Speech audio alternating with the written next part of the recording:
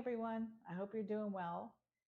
I have an upcoming appointment tomorrow with my oncologist, and I'm going to be getting a new blood test that I've never had before. It's relatively new.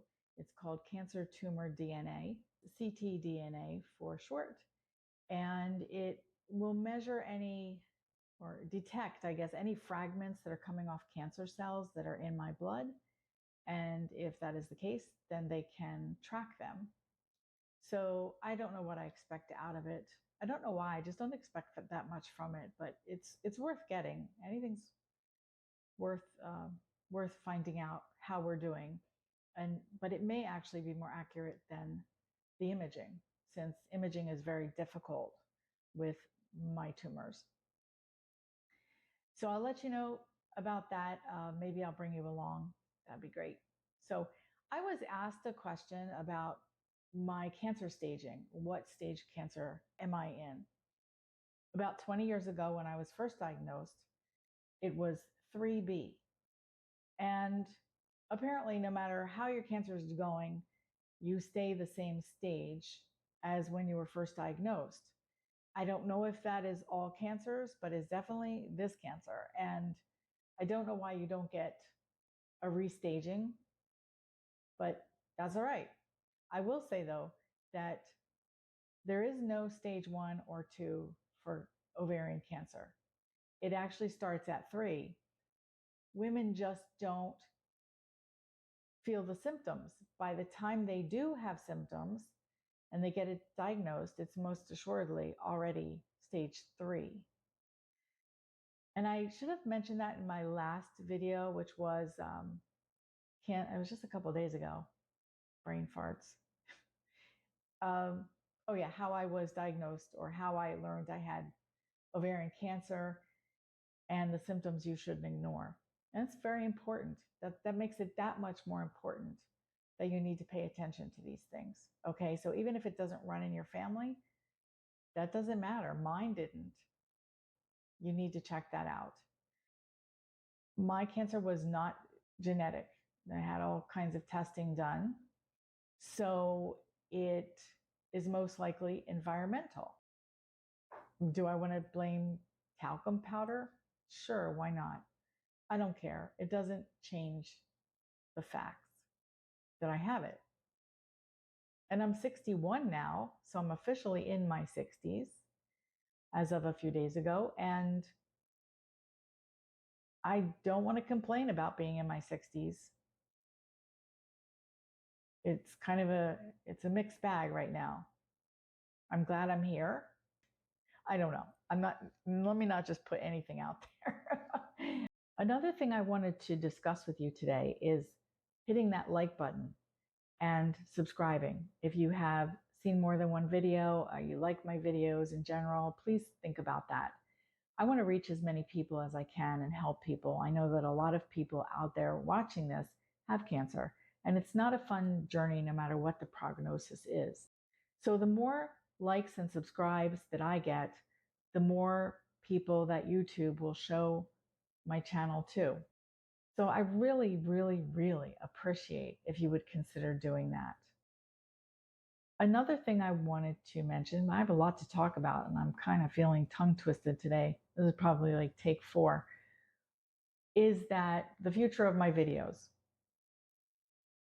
I got this little mic here that is now more quality than previous videos, that some people that could not hear me can now. So I'm going to go through the archives and some videos that I feel would benefit others, and I'm going to do a retake and refresh them with new details because it's unscripted. So basically, whatever I'm feeling like saying, I just shout it out. And I may not feel the same way about something that I did before. So that's going to happen soon. Okay, I gotta go grocery shopping. Bleh. So cheers to you,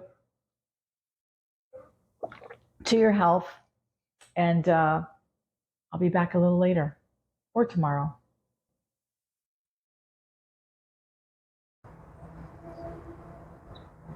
Hey everyone, I'm at the cancer center. They took about 4 vials of blood, and I have a lot of time to kill before my doctor's appointment.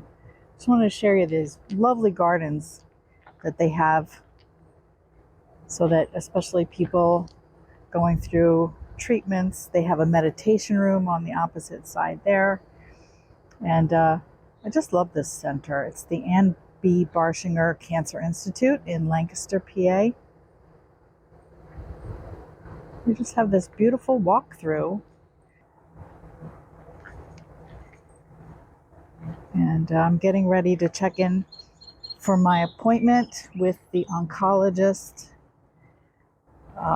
but just had a little time to kill, like I said, so I thought I would just enjoy.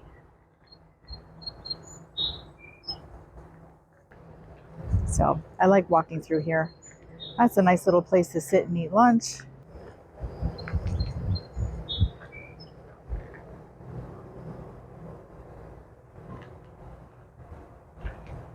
All right, I will see you soon.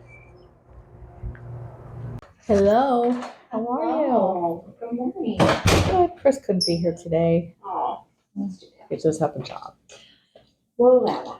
happen. How are you? Good. How long does it take to get the results of that blood test? Especially the first time, because you had it drawn today or yesterday? Yeah, this morning. And it takes a few weeks. Oh, okay. Yeah. So I think the last patient I had, the first one, it was like 3 weeks, but then the subsequent ones, it was closer to 1 to 2 weeks. Oh, okay. Does it actually measure like proteins like the CA-125 does? We would be kind of using it along the same lines as the CA-125, but it's a different mechanism. So it is actually looking in your blood for circulating tumor cells from the cancer and measuring those. And so part of what takes on the initial time is that they actually get tumor sample from probably the last time we did surgery would be what they would get. So they know what they're looking for. So they know exactly what they're looking for this cancer. Okay. And then they look for those cells in the blood. That's about the level of detail I could give you. I know it's I did look it up. It looks relatively new. It is relatively new. So we're still kind of figuring out how to best incorporate it. Mm-hmm. But for my patients for whom the CA-125 is not a great marker, right, and that's a lot of the low-grade serous patients, I'm starting to kind of use it just to see how it works. Right, it may or may not, but if it gives us additional data, better than the CA-125, just to have an idea of what things are looking like. Because the CT scans, as you know, are just not as helpful all the time for certain folks. Yeah, it never really did elevate that high for me. So I'm doing okay. How's the nausea and the GI stuff? Well, I kind of got a handle, I think, on GI as far as my poop schedule, except that the 2 nausea medicines I have now, as far as Zofran, that makes me constipated, and that's not what we want. Mm-hmm. And that new one, Compazine, it's every 6 hours, and it makes you tired. Like I can't do that every 6 hours. So did it help your nausea? A little bit, yes. But I'm not able to take a nap in addition to my other naps. I mean, that's not fine in that it makes you tired, but it's okay if you don't want to use it because it's making you tired. You can try I mean, right, this week is okay. Next week, I don't know. Right. I was going to ask you, I feel like what happens is in waves, and I don't know if that is just the way it is. You know, that I would have a couple of weeks that aren't bad, and then a week that's not so good. Mm-hmm. It could be, especially depending on exactly what's going on to be causing all these symptoms. I know last time we saw each other, you felt like you were having more bad days than good days. Do you feel like that's still the case? About even now. Okay. Yeah, that's why I mean that. Like I was able to do a couple of family events, and it's just I don't know until I wake up. Right. But sometimes it's something that hits me in the afternoon. Right. And then you're still getting that, like you eat something and you feel unwell sometimes. Yeah, where I have to lay down. But that again, I have not been able to make rhyme or reason as to what I'm eating, because it could be soup, that just throws me into a tailspin, and I end up laying down and I end up like sleeping for a little bit. Like I can have 4 bites of food and go, oh yeah, I got to go lay down. Yeah. But if it's because of something you ate earlier, that's just taking your body longer to process or something like To that. me, that doesn't quite make sense, because it will be in the middle of a meal. Okay. I mean, I'm not saying it can't be. Yeah. It just... That doesn't resonate. I just don't have a good handle on that. Are you still having vomiting? Once in a while. Okay. Do you feel like that's changing at all? Like it's not even once a week. Okay. So that would be hard to say. Any change in your energy? No, it still sucks. Okay. The other thing we could try for the energy would be more medication, but is it medication that has to build up in your system, or is it something I can... No, that would be like a low dose stimulant medication. Okay. And it would be it's the one that I have heard can work well is basically Ritalin, but it's a lower dose. That you have a patient that's been in the hospital several times and she's been going at it for 2 years. Well, essentially no treatment. And I'm 1.5 years. And essentially no treatment. I don't want to get to that point, obviously, but what makes her case different than mine? Was it just worse to begin with? She had a lot of complications from her initial surgery, which was not... Okay. I was not involved with in any way, which is just to say I can't really speak too closely to all of that. But yeah, these tend to be... So she's dealing with more of a side effect rather than the cancer. Or it's hard for us to tell. Yeah. At this point. Yeah. But I would say similarly to you, her scans don't show the cancer because it's all that they saw it at the time of surgery. And yeah, so it's different case. See, my concern is that if it grows so slow, then when it gets really bad and I start really getting affected by it, it feels like it's going to be a long, slow death. Or does it go like this and then suddenly decline? Yeah. It's more that way? It's more that way.